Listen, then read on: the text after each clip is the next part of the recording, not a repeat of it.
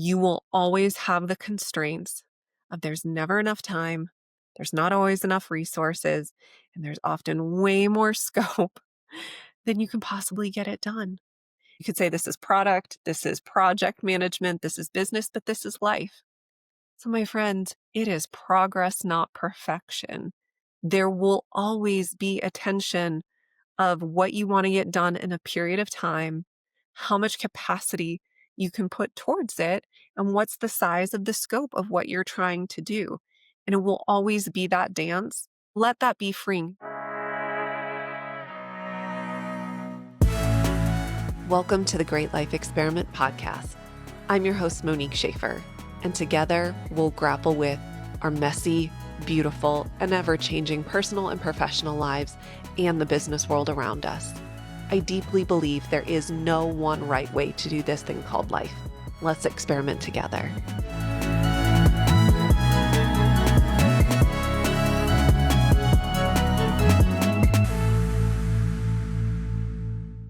As a quick reminder, friends, please note that this podcast is an independent production, and the information presented here and views expressed here reflect my personal opinion and do not reflect the views or positions of any organization or company that I'm affiliated with.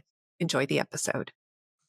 Hello, and welcome to this week's episode of the Great Life Experiment podcast. I'm your host, Monique Schaefer, and today we are going to be covering 3 things that product has taught me that I apply all the time to business and in life. And here in a little bit, I'm going to be telling you a little bit more about how I am blending the best of product and frameworks that I've learned, first principles, AI productivity, and capacity hacks that I have that you can apply to yourself for that idea or that priority that you are finally ready to work on and that you want to start moving forward on. Okay, let's dive in about 3 things that product has taught me that I use in business and in life. Number 1, always ask the question, what is the problem we are solving for? And how does this align with the outcome that we want to achieve? So why does this matter so much? Is because there are always so many things that you can be doing in life and in business, and there are going to be lots of solutions that people offer. Oftentimes we say, hey, there's something I need to solve for, and we immediately dive into a solution, how to fix it. When really what we need to be doing is stepping back and saying, okay, what is the core problem or core want, need, desire that I'm trying to solve for? And what outcome does that give me? So let's take a non-work example. In our house, the problem that we were trying to solve for was we all wanted to stay active and healthy. We wanted to be together as a family, and we needed to minimize the amount of driving that we were doing. So one of the ways that we could have solved was the kids are in soccer and they're in basketball, and I can do yoga and you can do Brazilian jiu-jitsu, and we could each have 5 different things. Well, that would have been a solution for fitness and staying active. But the problem that we were solving for was not just fitness, but it was also how do we be together as a family, and how are we not driving all over the place and never seeing each other? For us, we do Brazilian Jiu-Jitsu as a family. That is our one sport for now. We've done some experimentation for the kids because we don't just want to limit them, but our one main sport is Brazilian Jiu-Jitsu, and we do it 3 days a week, and we always go on the same days. So the kids go first, we have dinner together in between, and then we do our adult class, and the kids stay and play with their friends as well. It was those other elements of quality of life for us that we need to factor in as well. Another example could be house projects. There is always more work that you can do on your house than you have time, than you have patience, and that you probably have money for. So what is the problem you are trying to solve for? Is the problem you're trying to solve for, it is about comfort. This is our forever home. Is the problem you're trying to solve for, we need to get this house on the market? Is the problem that you're trying to solve for, hey, I need a really good workspace, so I want to prioritize the workspace and not so much living rooms. Maybe your house is absolute chaos, and so you don't care about your office as much. It is how do we contain all the toys and the kids' spaces? It's still your house. You still have the same constraints, but what are you trying to solve for? And making sure that you're being really clear. I think that this is more important than ever of really understanding what are you trying to solve for and what are the values, the ways that you want your life to look and feel, how you want to operate it. So whether it's your personal life, whether it's your career, obviously this extends to business. But what are those guiding principles and outcomes you are looking to achieve? Why do I think this is so important right now? Because many of us are going to be using generative AI. Many of us are using AI, which is fantastic to help you brainstorm, to organize. There are lots of really cool things that you can do with AI. But if you are prompting a tool that is looking probabilistically of what is the most likely next word or idea to come based on what you prompted, if you do not have the correct prompts and inputs, guidance about what it is that you want, if you don't put the boundaries around how you want that answer to show up and what it needs to solve for, you might be given suggestions that sound really pretty, might sound really logical, but don't actually fit into your life or the problem you're trying to solve for or the outcome that you're trying to achieve.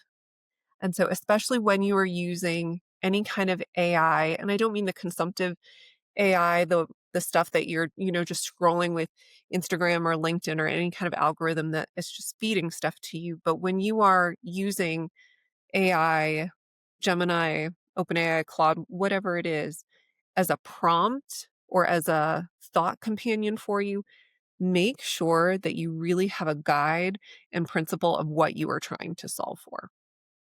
Okay, so that was example number one.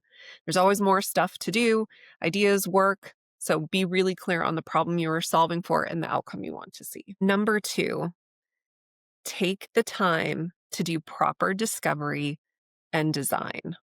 So this ties with number one. So what do I mean by discovery? Making sure that you are taking the time to get really clear on the want, the need, the desire, the problem that you are solving for, and the critical principles and way that you want to operate, values that you want to come from while you do it, but be really clear what it is you're solving for.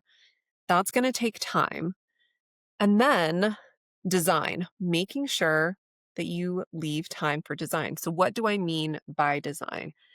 There is more than one way to solve the problem or the outcome that you just identified. Oftentimes, we want to immediately jump into solution and start implementing it, but we don't give ourselves the space to actually take time to iterate, to brainstorm, and to think of completely different options on how to approach a problem.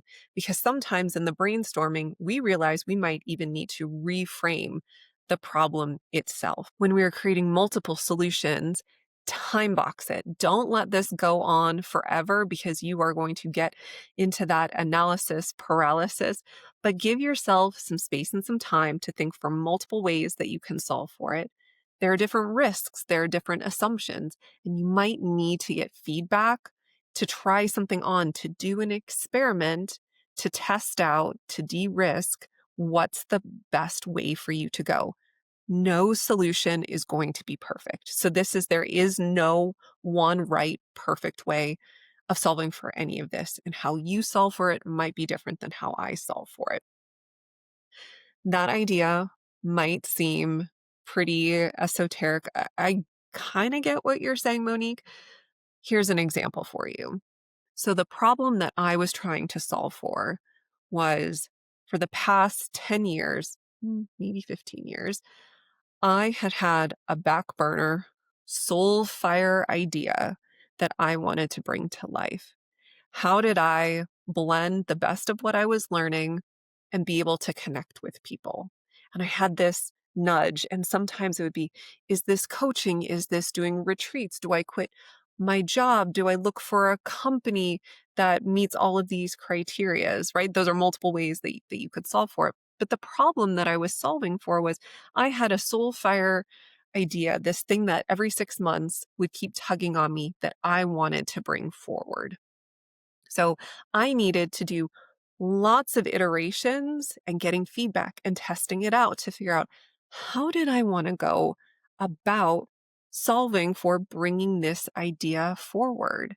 And I'd love to say that I knew immediately, but as I said, this is something that was a start and stop for me because I didn't have a lot of dedicated focus. There was a lot that I was building and doing and raising a family, and it kept getting deprioritized and deprioritized.